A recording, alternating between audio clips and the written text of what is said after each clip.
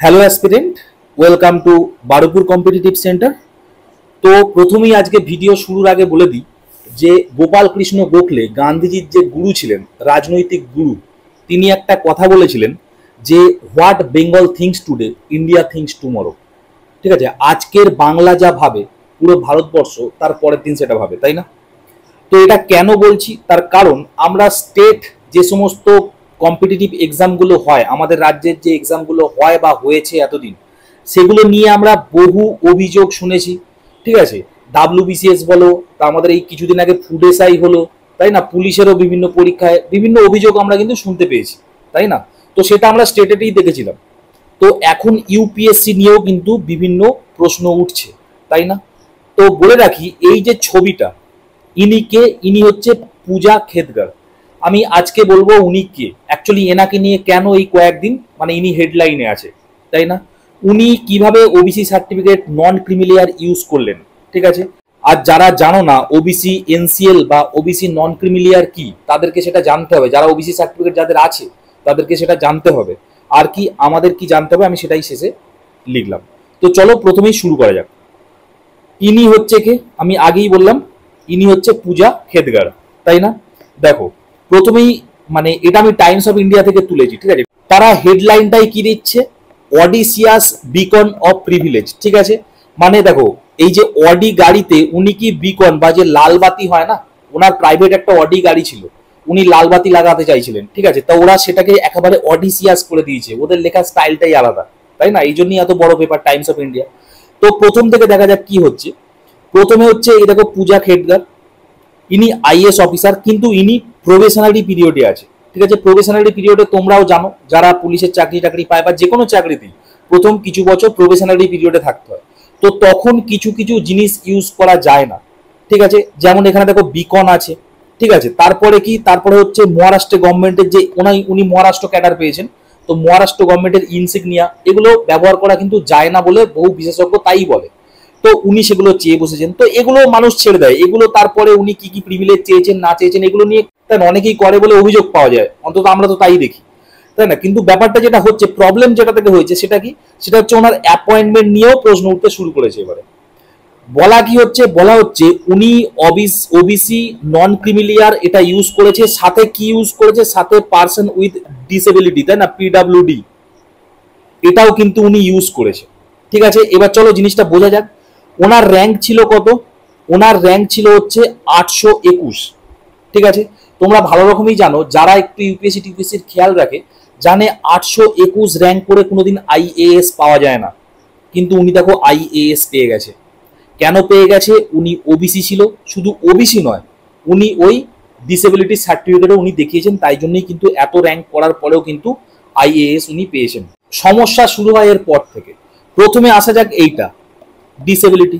ঠিক আছে, তুমি ফর্ম ফিল আপের সময় ডিসেবিলিটি লিখে দিলে, কোনো সমস্যা নেই, কিন্তু যখন তোমার জয়নিং হবে তখন তোমরাও জানো, যারা পরীক্ষায় চাকরি পায় তাদের একটা মেডিকেল ভেরিফিকেশন হয় না? বিশেষ করে পুলিশ টুলিশ যারা পায় তাদের খুব কড়াকড়ি ভাবে হয়, তাই না? আর্মিতে তো আরো কড়াকড়ি ভাবে। সেই মেডিকেলের নিয়ম আছে যে এই যারা ইউপিএসসির জন্য সিলেক্টেড, তারা এমসে গিয়ে তারা নিজেদের মানে শরীর চেক আপ করাবে, এবং উনি যদি এই সার্টিফিকেটটা ব্যবহার করে থাকে তাহলে এটাও কিন্তু চেক হবে। তো এমস থেকে নাকি 6বার ওনাকে ডাকা হয়েছে, ঠিক আছে? বিভিন্ন জায়গা থেকে তাই রিপোর্ট যে ওনাকে 6বার ডাকা হয়েছে, উনি যায়নি। উনি কোনো একটা প্রাইভেট জায়গা থেকে এটা করে নিয়েছে, করে নিয়ে কি করেছে, সার্টিফিকেট জমা দিয়ে দিয়েছে, এবং ইন্টারেস্টিং ব্যাপার হচ্ছে সেটা অ্যাকসেপ্টও হয়ে গেছে। 1 নম্বর পয়েন্ট। 2 নম্বর হলো ওবিসি। উনি প্রপার ওবিসি যদিও বা হয়ে থাকেন, সেখানেও একটা প্রবলেম আছে। আমাদের প্রথমে জানতে হবে ওবিসির মধ্যে, দেখো ওবিসি মানে কি, আদার ব্যাকওয়ার্ড ক্লাস, তাই না? ওবিসি, ওবিসির মধ্যে দুটো জিনিস হয়, একটা হচ্ছে ক্রিমি লেয়ার, একটা হচ্ছে নন ক্রিমি লেয়ার। ঠিক আছে, এই দুটো আমাদের জানতে হবে। ধরো আমাদের কাছে ওবিসি সার্টিফিকেট আছে, ধরে নাও আমার কাছে আছে, আমার একটা বন্ধুর কাছেও আছে, কিন্তু আমার বন্ধুটার ফ্যামিলির যে ইয়ারলি ইনকাম সেটা ধরো 8 লাখ টাকা বেশি ইয়ারলি, কিন্তু তাহলে দেখো, তাহলে তার মানে কি? তার মানে এই কুলফিটাকে ভালো করে খেয়াল করে দেখো, এই যে কুলফি বা আইসক্রিম, এর উপরে দেখো ক্রিম আছে, তার মানে এর ক্রিমের মানে ক্রিমি লেয়ার আছে, বুঝতে পারছো? একটা ক্রিমের লেয়ার আছে, তার মানে ওবিসি থাকা সত্ত্বেও ও কিন্তু এই সার্টিফিকেটটা ব্যবহার করতে পারবে না। তার কারণ অলরেডি ও আর্থিক দিক থেকে সমৃদ্ধ, ও ওবিসি হলেও ওর উপরে একটা ক্রিমের লেয়ার আছে, মানে এখানে এইটা ওইভাবেই বলেছে আর কি। ঠিক আছে, আর নন ক্রিমিলিয়ার মানে যে সমস্ত ছেলে মেয়েদের family income less than 8 lakh টাকা ইয়ারলি, তারা কিন্তু সবাই এনসিএল বা নন ক্রিমিলিয়ার। বুঝতে পারলে? তাই জন্য তোমরা যারা স্টেটের পরীক্ষা দাও কিংবা সেন্ট্রালের পরীক্ষা দাও, তোমরা একটা জিনিস খেয়াল করেছো, যারা ওবিসি হয় তারা প্রথমে কোথায় যায়? তারা প্রথমে নিজেদের পঞ্চায়েতে যায়, তাই না? সেখান থেকে কি করে? সেখান থেকে একটা ইনকাম সার্টিফিকেট নিয়ে আসে, নিয়ে এসে অনলাইনে বিডিওর কাছে আবেদন করে। বিডিও সেইটা দেখে অনলাইনে একটা ইনকাম সার্টিফিকেট দেয়। সেই ইনকাম সার্টিফিকেট নিয়ে তোমরা চলে যাও এসডিওর কাছে, সেই এসডিও সাইন করে, তারপরে তুমি একটা এনসিএল পাও। একটা বিশাল বড় প্রসেস, তাই না? পুলিশের পরীক্ষা বিশেষ করে যারা যেত আগে, যারা 2018-18 সালে যেত, তারা এই এনসিএলটা যদি না নিয়ে যেত না ওই দৌড়ের সময়, তাহলে তাদেরকে ওয়েট করতে হতো, ওখানে একটা ফর্ম ফিল আপ করিয়ে তারপর তাদের দৌড় করাতো। বুঝতে পারলে? এনসিএলটা অবশ্যই দরকার থাকে ওই সার্টিফিকেট যদি তুমি ইউজ করতে চাও। তাহলে এনসিএল এর মাহাত্ম্য বুঝলে। এবার তাহলে এখানে প্রবলেমটা কি হচ্ছে? এখানে প্রবলেম হচ্ছে ওনার যে পিতাজি আছে, ঠিক আছে, দিলীপ খেদগার, উনি হচ্ছে একজন সিনিয়র অফিসার ছিলেন, এখন রিটায়ার করে গেছে। ঠিক আছে, কোথাকার অফিসার ছিল? State pollution control board. বোঝা গেল? এবং রিসেন্টলি কি হচ্ছে, উনি লোকসভা ইলেকশন যেটা হয়ে গেল সেটা উনি লড়েছিলেন। এবং লোকসভা ইলেকশন হলে কি হয়? ইলেকশন কমিশনারের কাছে কি দিতে হয়? নিজের আর্থিক যত মানে সম্পত্তি আছে তার খতিয়ান দিতে হয়, তার সমস্ত হিসাব দিতে হয়। সেখানে উনি দেখিয়েছে ওনার ইনকাম, অ্যানুয়াল ইনকাম মানে বছরে ইনকাম হচ্ছে 49 লাখ টাকা, আর ওনার সম্পত্তি আছে কত? 40 কোটি টাকা। তাহলে এইবারে উঠছে প্রশ্ন, যার অলরেডি এত টাকা আছে সে তো ক্রিমিলিয়ারের মধ্যেই পড়ার কথা, সে এনসিএল হলো কি করে? নন ক্রিমিলিয়ার সার্টিফিকেট সে পেলো কোথা থেকে? তাই না?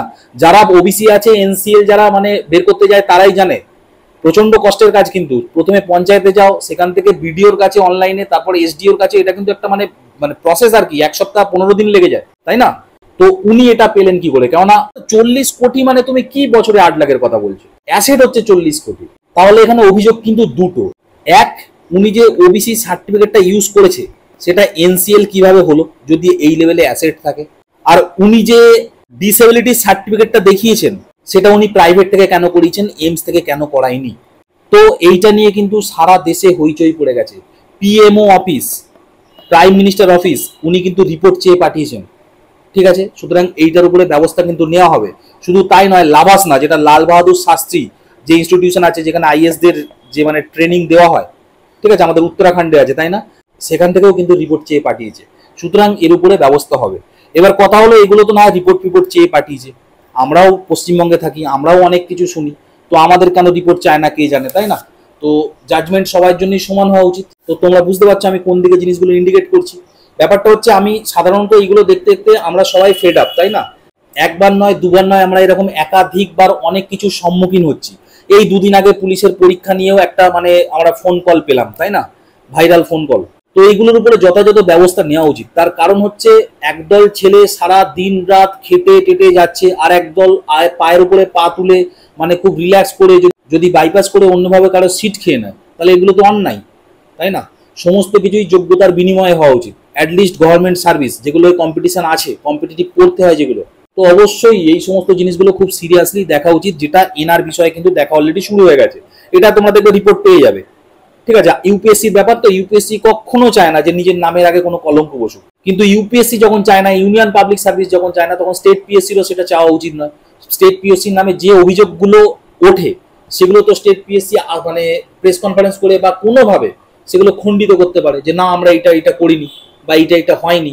আর যদি কোনো অসঙ্গতি দেখতে পাওয়া যায় তাহলে সেগুলোর উপর ব্যবস্থা নেওয়া উচিত, তাই না? সমস্ত ডিপার্টমেন্টের তো এমন হওয়া উচিত, এতটাই অ্যাক্টিভ হওয়া উচিত। ইউপিএসসি তো তাও ভালো, তাই না? একটা অভিযোগ উঠেছে, তারা পুরো সঙ্গে সঙ্গে তার উপর ইনভেস্টিগেশন লাগিয়ে দিয়েছে।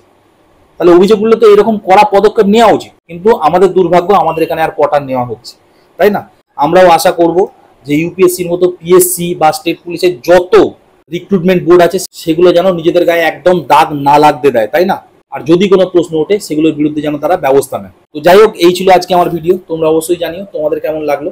আর কাজের কথা যেটা, যাদের ওবিসি সার্টিফিকেট আছে তারা অবশ্যই এনসিএলটা কিভাবে করে সেটার জন্য ইউটিউব ভিডিওতে একবার সার্চ মেরে নিও, তাই না? কারণ তাদের সেটা কিন্তু জানতে হবে। তা নাহলে অনেক ছেলে এমনও আছে কিন্তু পরীক্ষা দিয়ে দেয়, এনসিএল জানে না বলে পরে ফেসে যায়, তাই না? তোমাদের অবশ্যই ইনকাম সার্টিফিকেট তুলতে হবে। সুতরাং এগুলোর দিকে একটু খেয়াল রেখো। তো দেখা হবে পরে ভিডিও, তখন স্টে টিউন এন্ড বাই।